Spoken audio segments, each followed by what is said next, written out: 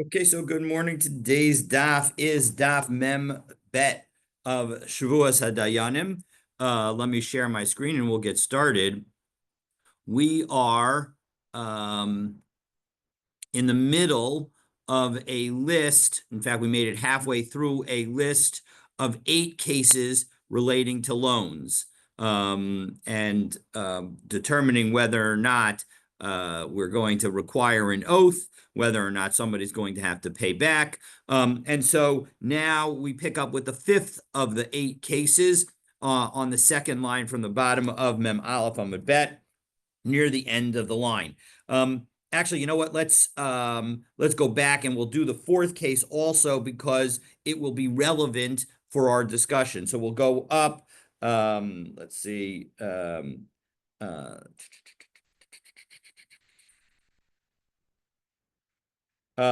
if we go up 1, 2, 3, 5 lines up from the bottom of Mem Aleph on Bet, Hahuda Amar Lechavre. So a person says to his friend, Havli me'azuze de masiknabach.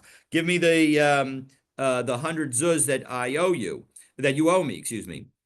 Amrle, the other guy says, Lo para ticha bifnei ploni uploni. I already repaid you in front of 2 people. A and B, we'll call them Reuven and Shimon. Asu ploni uploni amru. But then Reuven and Shimon come to court, and the court asks them, well, did he in fact pay you back? And they say, Lo ayu dvar molam. It never happened. We were never the witnesses of this payment back. So Savar Rav Sheshes Lamemar Huchsa Kafran. So initially, Rav Sheshes thought that we should say that this the defendant, the debtor, is an established liar, and therefore we're going to discount his denial and say that in fact he hadn't yet paid back, and therefore he owes the money. But Amarle Rava. No, anything that you don't really have to remember, so, and it's not a crucial detail, people don't keep that in mind. And Rashi points out here that in fact, this is the fact that he paid back in front of 2 other people, Reuven and Shimon, that he says that he paid back to Reuven and Shimon. That data was not important. That was not a necessary element of his defending his claim, because there was no, in this case, no payment in front of witnesses. The loan wasn't made in front of witnesses, and with the caveat that it had to be repaid in front of witnesses. And so as a result, it's fine to pay back not in front of witnesses, and therefore the denial is sufficient, even without it. And so as a result, although this person might have to swear a Shavuos Heses, the point is that he won't be considered a confirmed liar, and his denial will still be believed. And yet, now we're going to have another case where Rava comes to a different conclusion, and we're going to ask based on the case that we just read. Sahuda Amar Lechabre Havli Shishmei Zuz Zuzei Demasikna Loabach. Give me the 600 zuz that I have put with you, that I'm claiming against you. Amarle, and the defendant says, "V'lo paratika meya kabe." 1 second, didn't I give you 100 kav of afze, of gallnuts? The kaima b'shita shita, and how much did that 100 kav cost? Well, each kav was 6 zuz, and so 6 times 100 is 600. I paid you back in full. Amar le. So the lender says back, Laba arba havukaime. 1 second. Oh, you're right that you gave me something, but you gave me it when the price was 4 zuz, and so as a result, you still owe me 200 zuz, because 4 times 100 is 400, and you owe me 600. 600 minus 400 is 200. Asu tre sadeva amru, and then 2 witnesses come and they say, Ein ba'arba arba ein arba havukaime. In fact, the lender is accurate. It was 4 for each kav that the market price was, and so as a result, Amarava Huchsa Kafran, the borrower is considered a liar. So Rami Barchama asked Rava, Ha Amran, Kol Milsa Delo Ramya Ale de Inish Lava Daite. But you just said in the previous case that we started with today that in fact you don't need to that you don't need to remember the things that aren't important. So isn't this a peripheral detail that as a result you don't need to remember and therefore should allow you to still have a denial in effect? Meaning we could say that maybe he forgot exactly how much he gave, and since it was 4 zuz for each kav was the market price, maybe he actually gave back 150 kav, and so as a result, he still really doesn't owe anything. Well, Amrle Rava, Hitzusa Disara, Midkar Dechire Inchi. The fixed price of the market, a person certainly recognizes, especially when that price is a element of how much he paid back. So just as a person knows how much they paid back and must be able to specify the amount that they paid back, so too they must be able, if the price is what's relevant in determining that amount, then you're going to, we're going to consider you a liar if in fact you are not remembering accurately. And so in this case, because the borrower is not remembering and the price was in fact 4, we're going to say that given that the lender is now saying that he owes 200 zuz, he would owe 200 zuz. Okay, so that's case number 5. And so now we get to case number 6. So case number 6, again, lender says to the borrower, Havli mea zuze demasik nabach. Give me the $100 that I lent you, 100 zuz that I lent you, bahashtara, and here is the document that shows that you owe me it. Amar le paratich, I paid you back. Amar le hanu sitroininu. Well, you did give me some money, but that was not for this contract. That was for a different obligation. So Amar Rav Nachman, Itra Shtara. Rav Nachman says that the shtar is weakened. Rashi explains 1, 2, 3, 4, 5 lines down in the narrow lines of Rashi. Itra Shtara, Hoel Umode Shekiblam, since the lender admits that he got something, Vilav Kol Kimine Lomar Citrininhu. We're not going to necessarily believe him that in fact it's from a different deal. But Rav Papa Amar lo itristara. Rav Papa disagrees, and he says, no, we're not going to discount this particular contract because maybe in fact it was from a different deal. Now, in fact, it seems like we paskin like Rav Nachman, and so as a result, you have to be very careful if you make multiple loans to somebody that to record them each in a separate way so that you don't have this problem. Because if they come back and say I paid you back and you know that they paid back for a different deal, you have to be careful about that. But now we're going to ask on Rav Papa. Rav Papa just said that the document is not weakened. And so, Rav Papa, 1 second. We have another case that we're about to tell you that where Rav Papa says that the document is weakened that seems very similar. So listen to the case. Again, the person says to the lender says to the borrower, give me the $100 that you owe me. Bahashtara, and here's a document, Amrle, and the defendant, the borrower, comes back, and in this case says, Laba Torah Yavasli, didn't you give me that in order to purchase oxen? Meaning, wasn't this part of a deal that we had? As Rashi says in the next Rashi, 3, 6, 7 lines down in the narrow lines, Lava Sure Yavasli, Liknos Mehen Shvarim, that you gave me money in order to buy oxen, Lishchita, in order to slaughter them, Lemaxiskar, and then we would split the profits associated with, meaning I would do the work, you would provide the money, and we would split the profits. That's sort of like a classic heter iska.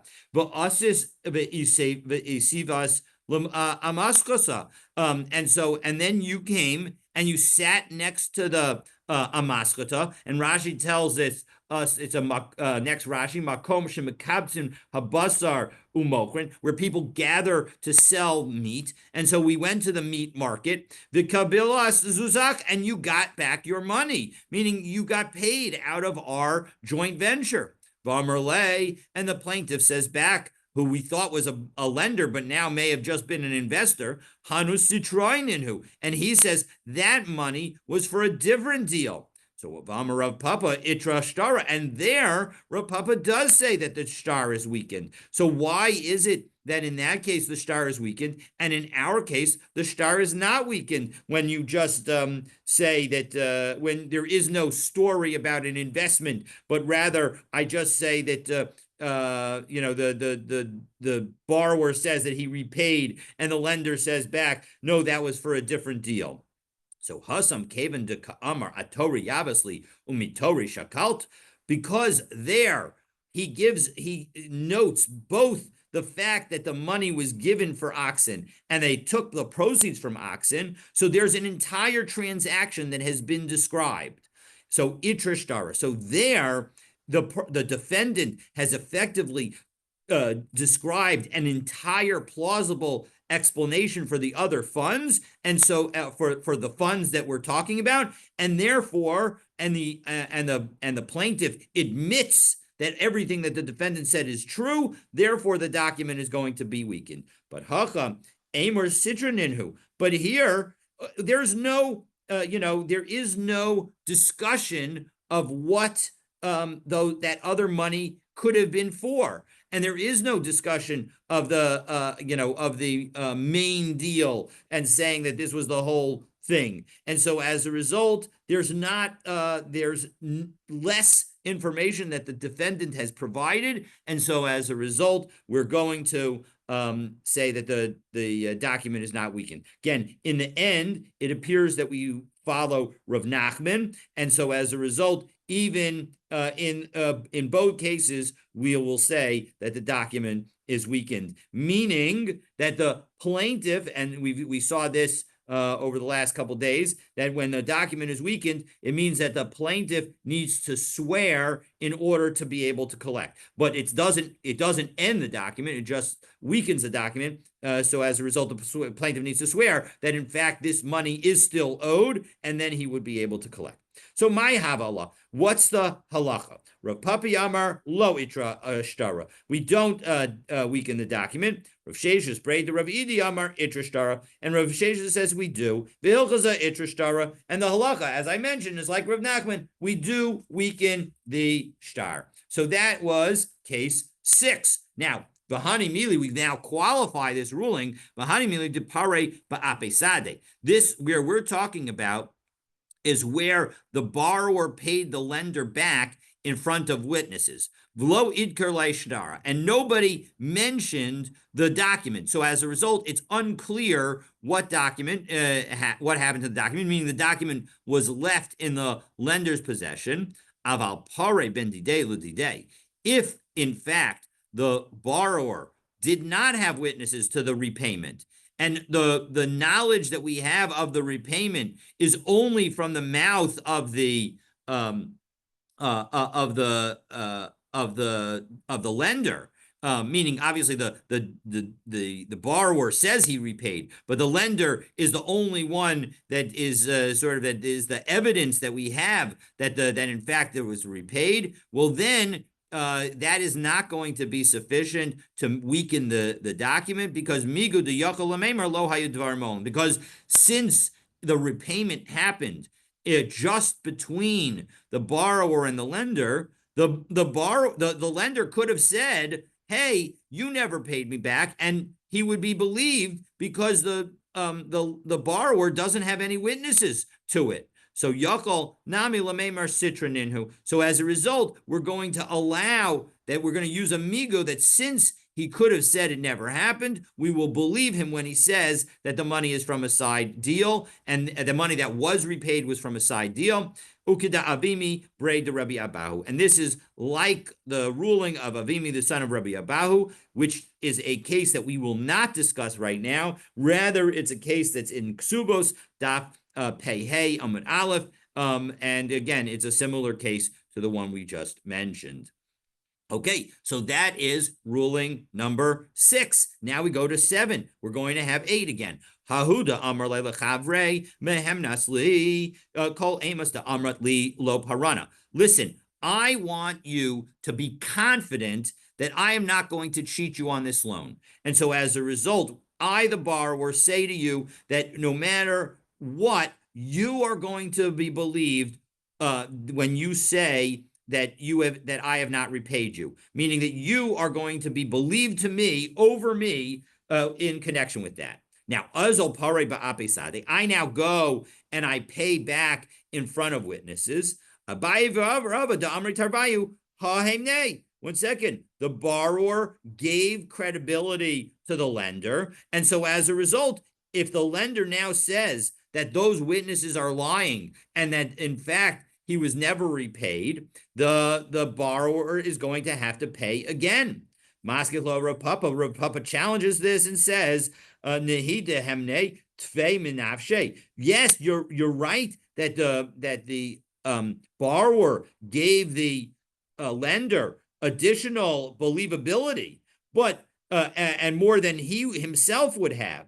But did he actually say that it was more believable than a pair of witnesses? No, not necessarily. And it seems that that's the way we conclude that, in fact, when you just say that that you're going to be believed over me, that doesn't mean that if I have witnesses, you're not going to be able to. That if I have witnesses, you're going to be able to overcome those witnesses and say that I didn't pay you back. Rather, because I have witnesses that say I did pay you back, I won't have to pay you again. And therefore, I will not need to pay, and I won't even need to swear. So, and now the final ruling of our 8 rulings, we are now on the second to last of the narrow lines on Membet Amud Aleph, second word on the line. Hahu de Amar Leila Chabre. So again, we have somebody said to his friend, Mehem Nasli Kebetre. Whatever you say, in order for me to borrow the money, I'm willing to make you so believable that you're like 2 witnesses. Kol amos de amrat lo parana. If you were to say that I didn't pay back, it's as if 2 witnesses were saying that I didn't pay back. Now the borrower goes and he pays back in front of 3 witnesses. So the question is, do we say that, look, he says that the lender is treated like 2 witnesses when he says I didn't repay, when he says that the borrower didn't repay, but now the borrower has 3 witnesses. So do we say that 3 is more than 2 or not? So Amar Papa Kebei Trey Hemne, just as he noted with respect to the individual, where he says in the previous case, in case 7, where the person gave believability to the lender over himself, but not over witnesses. Here, Rav Papa says, well, he gave believability as 2 witnesses, Kebei Tlaso Lo Emne, but he didn't give him believability like 3 witnesses. But Amrle Rav Papa, Rav Huna, Rav Breda, Rav Yoshua, Rav Papa. But Rav Huna says back to Rav Papa, no, I disagree. Amor de Amre Rabbanan de Azlina Basarov, Deos, Hani Mili Inyan Umdana. When do the rabbis say that we follow a majority such that 3 is better than 2? That's when we're doing assessments, or more generally, when we have a court doing some sort of evaluation. So wherever you've got the number of people that they're more expert, but that's going to help. But when it comes to testimony and what we saw, Meya Katre, 100 witnesses are only as strong as 2. Utre Kameya, and 2 are just as strong as 100. And so as a result, the 3 witnesses who support the borrower are not more credible than the lender, who is according to the credibility of 2 witnesses. And in fact, sorry, let me scroll. In fact, the Ritva says here that when the borrower says that the lender should be treated like 2 witnesses, it's as if he's saying that all other sets of witnesses, whether two or more, that could testify or that would testify for me, it's as if they're non-existent. It's as if they're not. And so the lender would be obligated to pay despite having three witnesses testifying on his behalf, according to the Ritva. It's not the universal view of how we understand it, but the bottom line is that's how the Ritva takes it, and so as a result, you have to be very careful. If you're going to say, you have to be careful about what you say if you're going to make the lender specially credible. So Lishna Achrina, another version of case 8, which again, almost the exact, the case is exactly the same. It's just what happens afterwards that we'll see is different. Same case, person says to his friend, Mehem Nasli Kivei Trey, you're going to be believable like two witnesses, called Amos to Amrat Lo Parana, if you were to say that I didn't pay you back. So I then go and pay in front of three witnesses. A Rav Papa says exactly as he said before. We have no changes yet. So for all, so far it's all the same as case number 8. And Rav Papa says, well, I said that you would be believably like two witnesses, not three, and I have three witnesses. And so 3 is more than 2, and therefore I will be believed and I won't have to repay. And Maskif lo Rav Huna braid the Rav Yoshua. So in that case, again, Rav Huna asked, although now the question is a little different, Treyu kameya umeya katrei. Again, he asked, 2 are like 100 and 100 are like 2. So as a result, he says that it's not going to be good. But Rav Huna adds a caveat, and it seems that we paskin like Rav Huna, and that we paskin like this caveat. The Amrle kebeit lasa. But if I were to say that, you know what, you lender are going to be believable like 3 witnesses if you say I haven't paid back, and now I pay back in front of 4. Since I specified the exact number of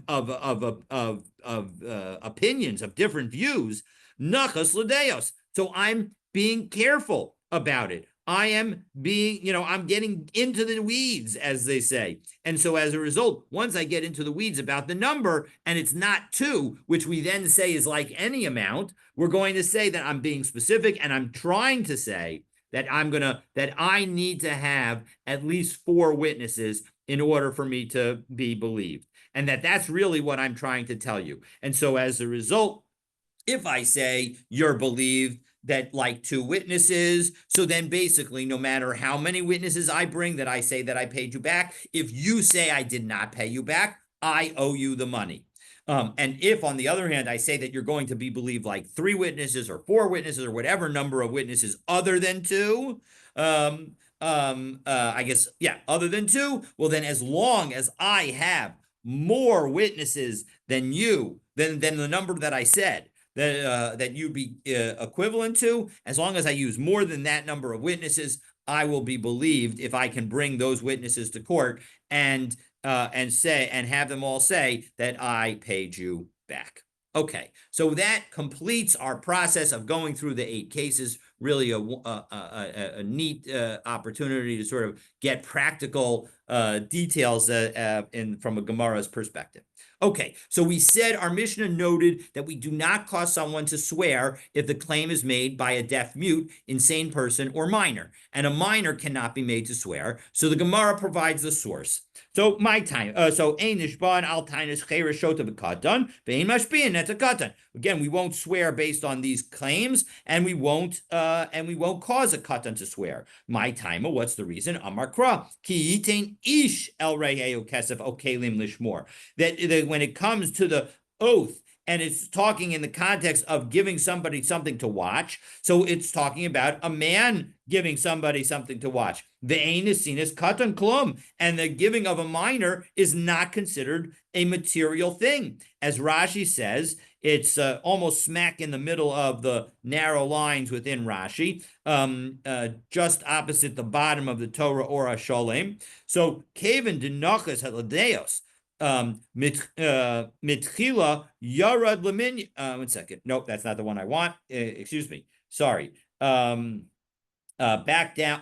Third line from the bottom of the Gemara, Ein asinas katan klum, deha ish ksiv, because the pasuk says man, and so as a result, a katan is also excluded. And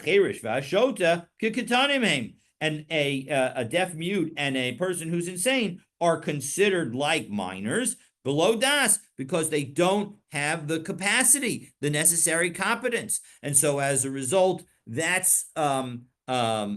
is our source for this rule. Then our Mishnah said in the last words of the Mishnah, which was very odd because it seemed to say something completely contradictory, because it says aval nishbain lekatan ulehektish, that one does swear to a minor and to the Beis Hamikdash, but and to hektish, to the temple treasure. So how can you say 2 seconds ago that a katan cannot make someone swear, and now we have the katan making someone swear?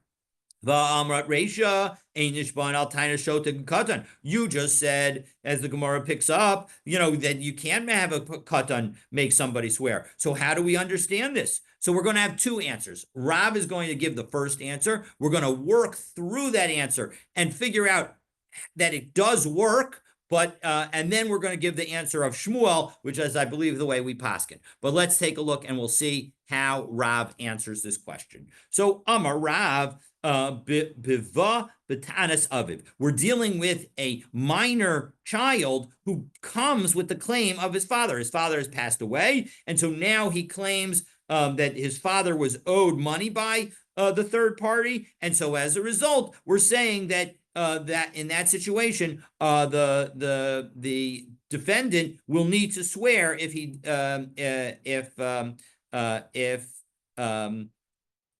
will need to swear in response. Rabbi Eliezer ben Yaakov, and this is Rabbi Eliezer ben Yaakov. The Tanya, Rabbi Eliezer ben Yaakov Omer.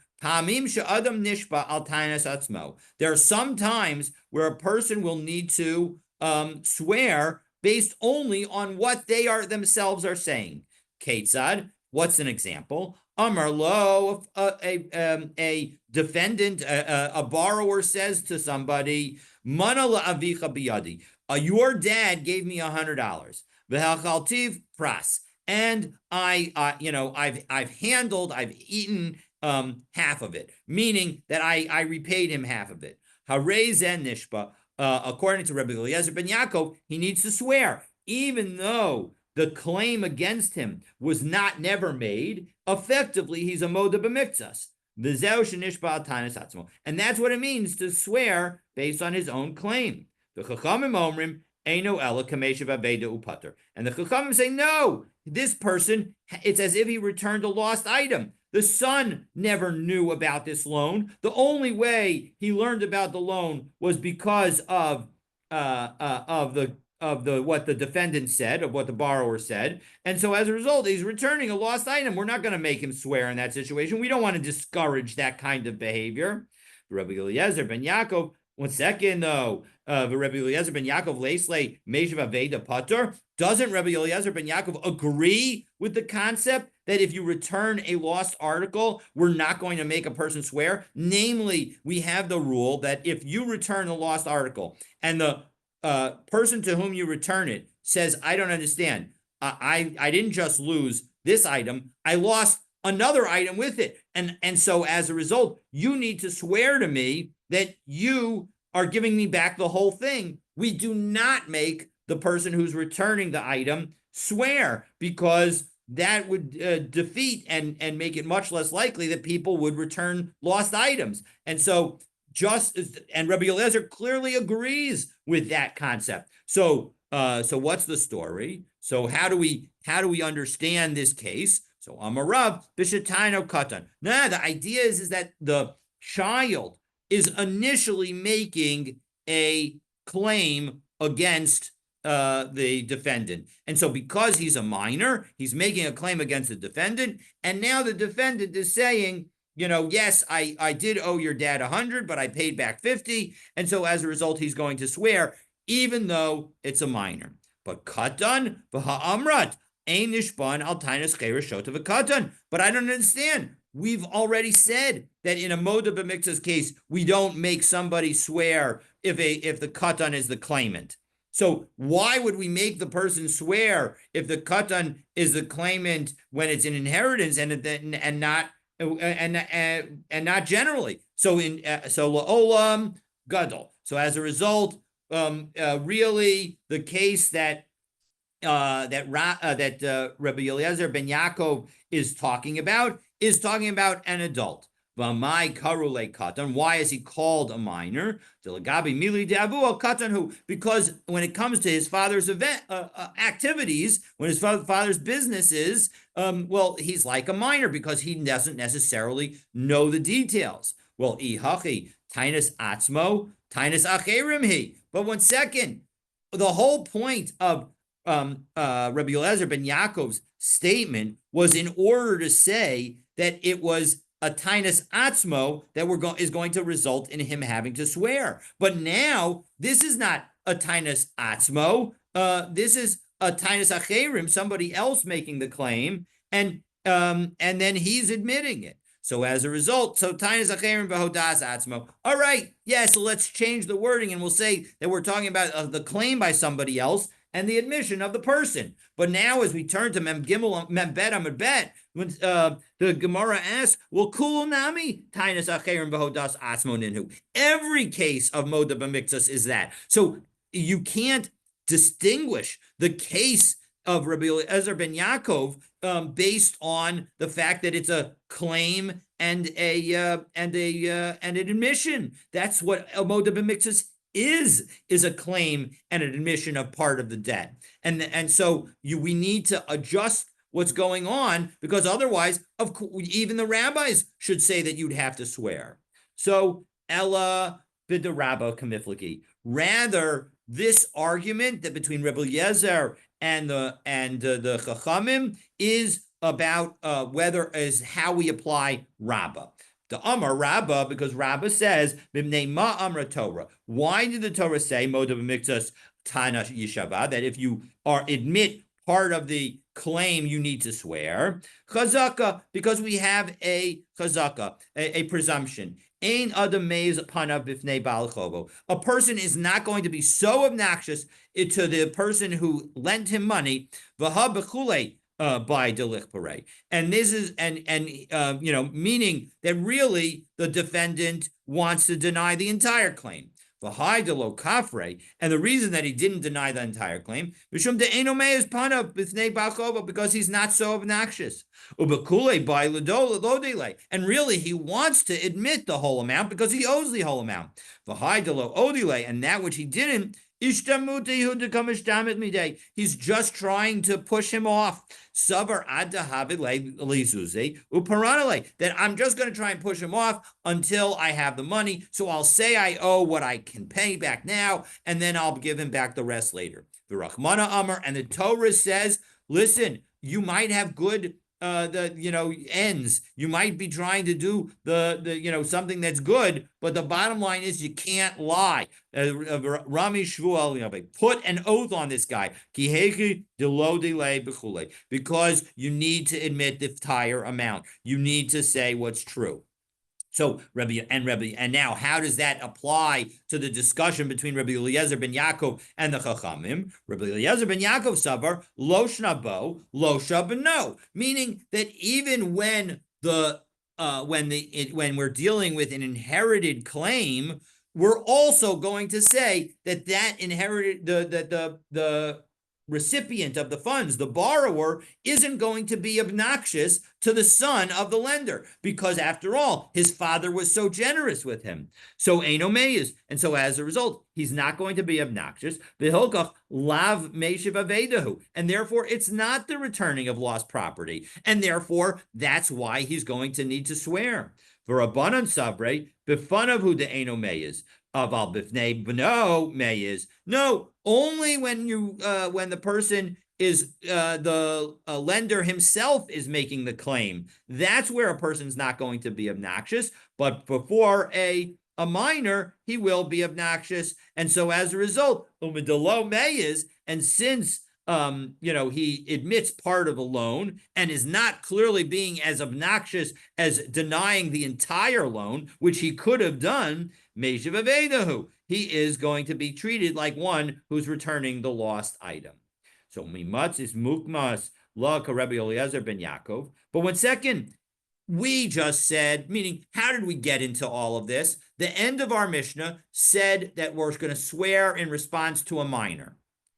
And we said, oh, it's like Rabbi Eliezer ben Yaakov in this other brisa, and therefore, it's like Rabbi Eliezer ben Yaakov in this other brisa, where Rabbi Eliezer ben Yaakov says that somebody could end up swearing on their own statement, and we've now said that it's dealing with a case where the orphan child responds. So, and it's an orphaned adult, and we're calling the person a child because he doesn't know the affairs of his father. But mimatzis mukmas la Rabbi Eliezer ben Yaakov, you want to try and say our Mishnah is like Rabbi Eliezer ben Yaakov, but hakatani reisha, we learned in this same Mishnah, mana leba'aba biyadcha, if a child, an orphan, an heir comes and claims against the lender, a borrower, and says, listen, my father lent you $100.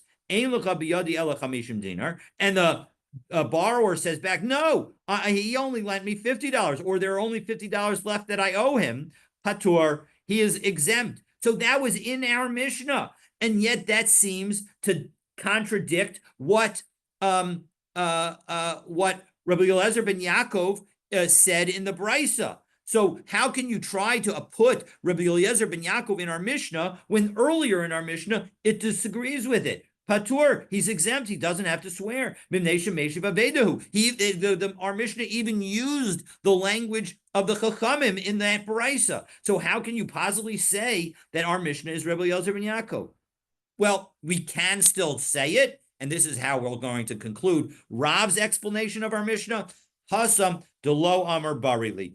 Over there in the original case, we're dealing with the child who says, listen, I'm not 100% sure, but I think my father lent you $100. And in that situation, when the borrower says back, no, I only owe 50, we're going to treat that as if the borrower is returning a lost item.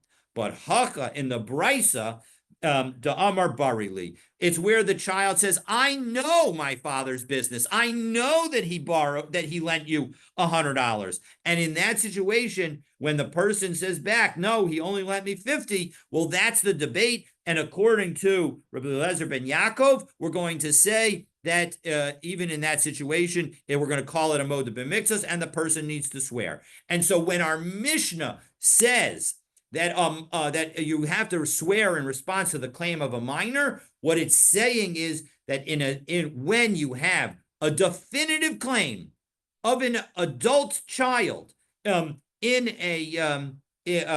adult child who knows what his father's business was, in that situation, we're going to treat him just like the lender himself. And as a result, if the borrower admits to a partial amount, he's going to need to swear the oath of moda b'miksos. But Shmuel disagrees. Shmuel says that is not the right interpretation of our Mishnah at all. Rather, and of course, this is how we paskin, so let's pay attention. Here we go. Shmuel Amar, Shmuel says, and now I'm going to scroll so that we get the whole Shmuel answer. Shmuel says the following: Likatan lipara minichse katan. When it says to a minor, it doesn't mean that the minor is making the claim and that the defendant is swearing to him, but rather it's saying that if you want to take money away from a minor, you need to make an oath.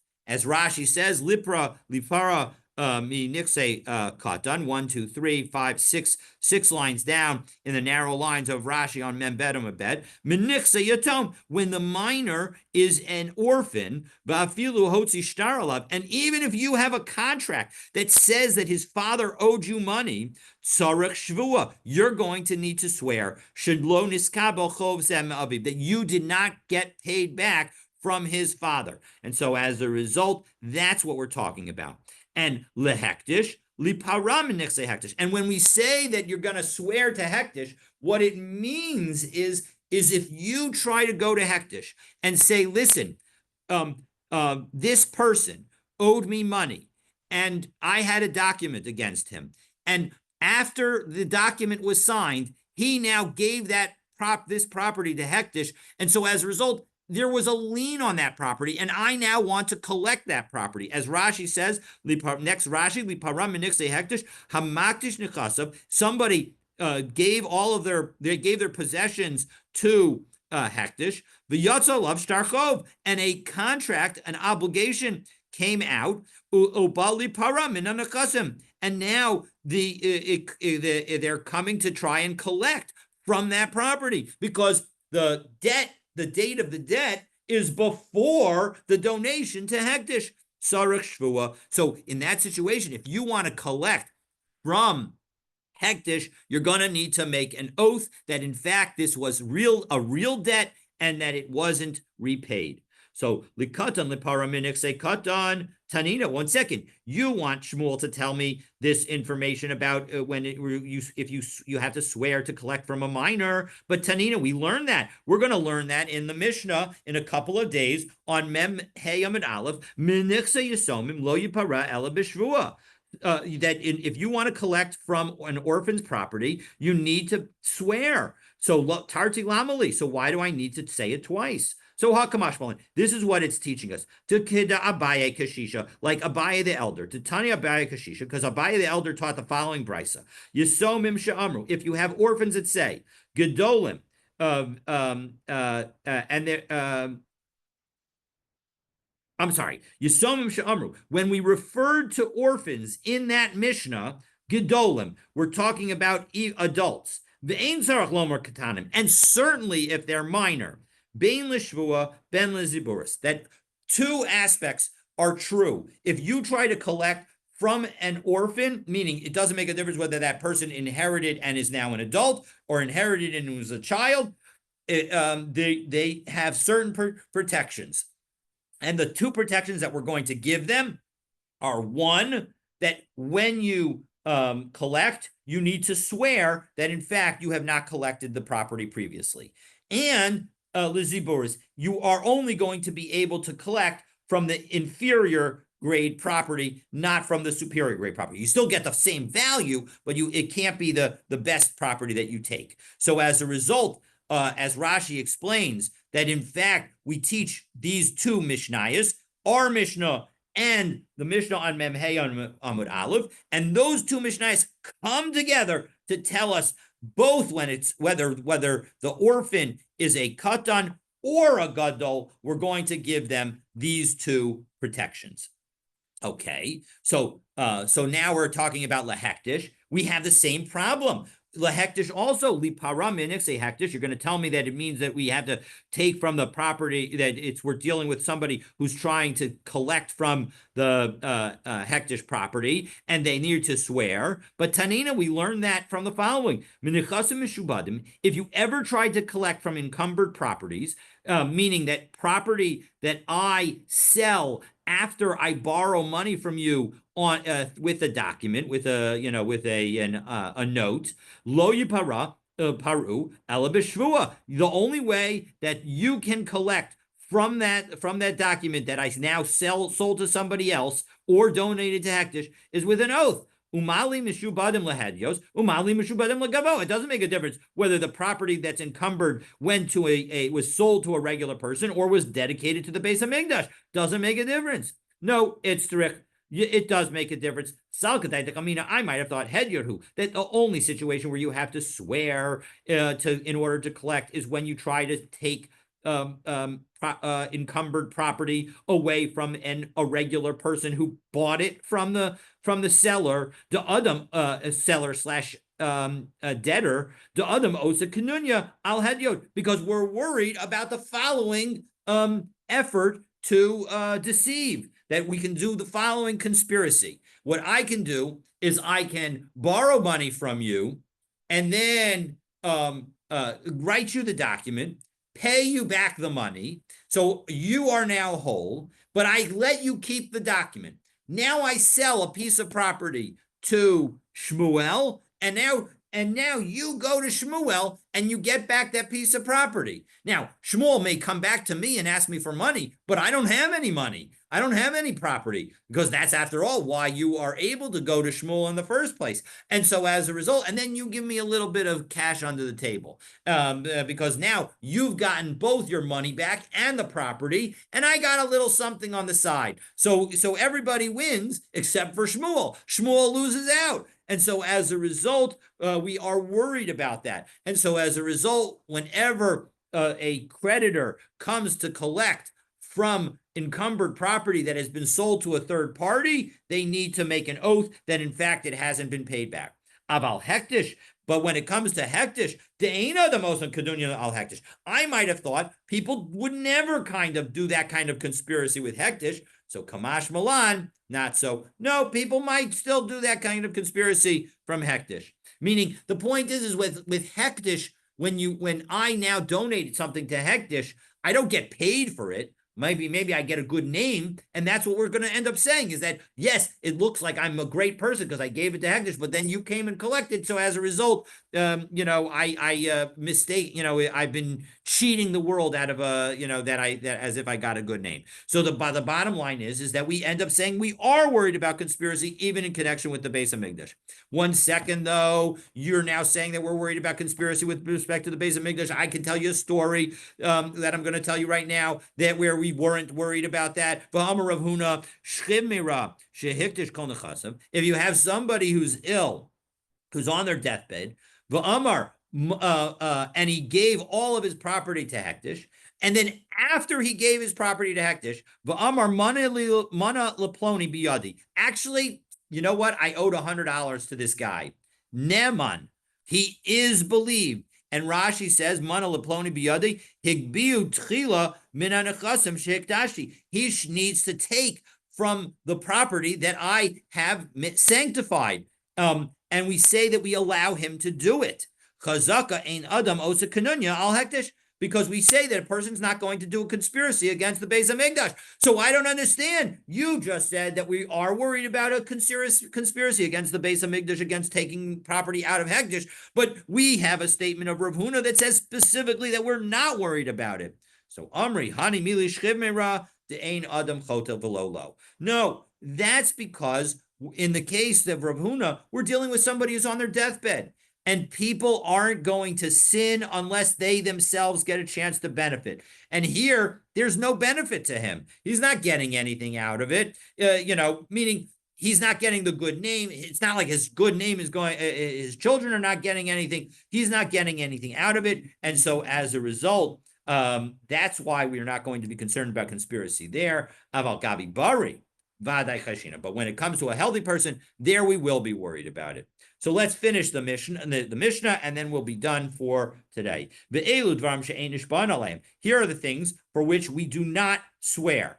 So even if you have a moda b'miktzas, we're not going to swear if the subject of the moda b'miktzas involves only these things: ha'avadim, slaves; b'ashtaros, documents of indebtedness; karkos, land; b'hekdeshos, and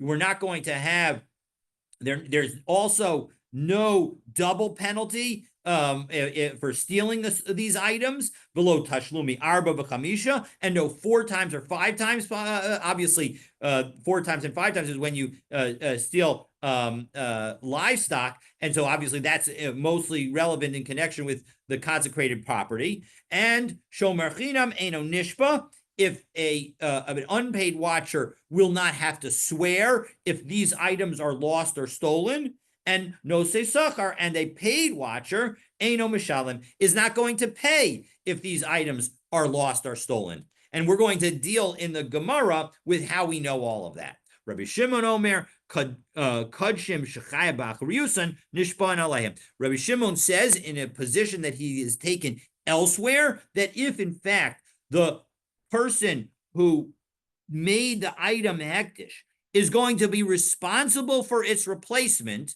well, then the watcher does need to be responsible. Then he would be responsible, and he either need to swear if he's an unpaid watcher or pay if he's a paid watcher. But when there's no responsibility for paying, well, then he would not. So what's the example of where there would be responsibility? Rashi helps us out.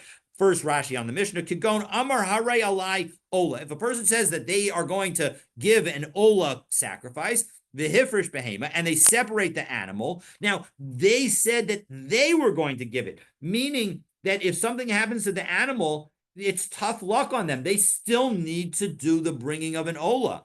So Lenedro, and he separates the animal in order to fulfill his oath, his neder, his vow, and then he gives it to the watcher. Nishpa aleha oso shepikadam biyado. So now he's going to the watcher is going to need to the unpaid watcher is going to need to swear over it. Dereyehu karinan bay, because the core pasuk is is when you're watching something for your friend, and this person is still called your friend, even though the item is sanctified. It really is as if it belongs to the owner, because the davar hagorim lemamon l'Rebbe Shimon k'mamon damim. That what we see everywhere in Shas, that Rebbe Shimon says that something that causes a loss of money is like money, and so as a result, this item, even though it isn't officially the property of the owner, of the person who dedicated it to the Beis Hamikdash, we're going to treat it like the property of the owner, because he's going to need to replace it if anything were to happen to it. Okay. Rabbi Meir Omer, Rabbi Meir says, Yesh dvarim shehein bekarka ve'ein kakarka. There are some things that are in land that are not like land. And what does that mean? So Rashi again helps us out. Yesh dvarim shehein bekarka shemechubarin lekarka, that are attached to the ground. Ve'ein kakarka, and they're not like karka because, and we're going to say that you have to swear about it. And the Mishnah now gives us an example. Ketzad, what's an example? Eser gofanim to unos masarti lucha. If I say that I gave you 10 laden vines, meaning that they're filled with grapes ready to be picked. So those grapes that are ready to be picked, even though they're attached to the ground, they are going to be treated like property that is not attached to the ground. V'hala omer einan elachamish, and the other person says back, no, you only gave me 5 things to watch. Rabbi Meir mechayev Shevuot. Rabbi Meir says that you have to take an oath. The chachamim omrim no. Anything that's attached to the land is like land, and therefore there is no oath. And anything that you have to swear for has to be measurable, meaning I can't just say, I gave you a full house. Ketzad, let's give an example. Beis malei misarti lach. I gave you a full house to watch over. And what does a full house mean? It's not clear. How full? The kiss malei misarti lach. Or I gave you a full purse. V'hala amar, eini yodeya. I have no idea how full the thing was. Elamasha hanakta ata notel. Whatever you gave me, that's what you're taking now. And so as a result, I say that I paid you back. Patur. In that situation, I am exempt from the oath because there's no way to measure the item that you said to me. But if you were to say Zelmer ad Haziz, you say that you left the produce in a silo and it was all the way up to the ceiling. The Zelmer ad Achalon, and I say no, it wasn't. It was only up to the window, and the window is obviously much lower than the ceiling. Chayav. So then I would be obligated to swear because there we have given a measurement. And so as a result, I would be liable. So how do we know all of these different rules? So that's going to be discussed in the Gemara. So stay tuned for tomorrow's daf. Wishing you a wonderful, wonderful day.